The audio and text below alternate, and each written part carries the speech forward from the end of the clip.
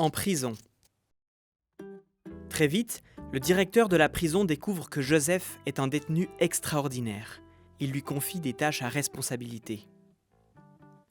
Bientôt, le directeur n'a plus besoin de contrôler le travail de Joseph.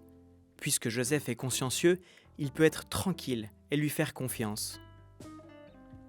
Joseph est bien vu par les autres prisonniers. Ils acceptent quand il leur distribue le travail. Joseph arrive même à améliorer leurs conditions. Toute l'atmosphère a changé depuis qu'il est là. Pendant ce temps, au palais, le sommelier du pharaon, dans un instant d'inattention, commet une grave erreur. Le pharaon, fâché à cause de sa robe cérémoniale ruinée, fait jeter le sommelier en prison. Un jour plus tard, c'est au boulanger de provoquer la colère du roi. Un caillou s'est glissé dans un petit pain royal. « C'est inadmissible !» s'énerve le pharaon. Le boulanger, inconsolable, est ligoté et emmené au cachot.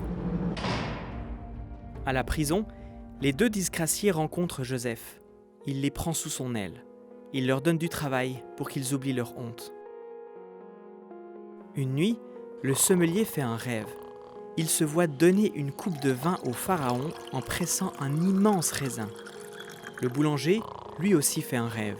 Il porte un plateau de petits pains fraîchement cuits, mais de maudits corbeaux viennent picorer dans son panier. Le lendemain, Joseph remarque que le sommelier est plus pensif que d'habitude. Il l'interpelle et le sommelier lui raconte son rêve. Joseph lui dit « C'est simple, le pharaon va te pardonner. Dans 3 jours, tu lui serviras de nouveau du vin. »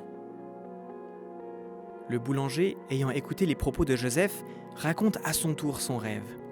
Joseph n'a que de mauvaises nouvelles. « Dans 3 jours, tu pendras au gibet du pharaon. Je suis vraiment désolé. » « Plaide pour moi auprès du pharaon, demande Joseph. Mais le sommelier l'oublie. Durant de longues années, Joseph restera emprisonné.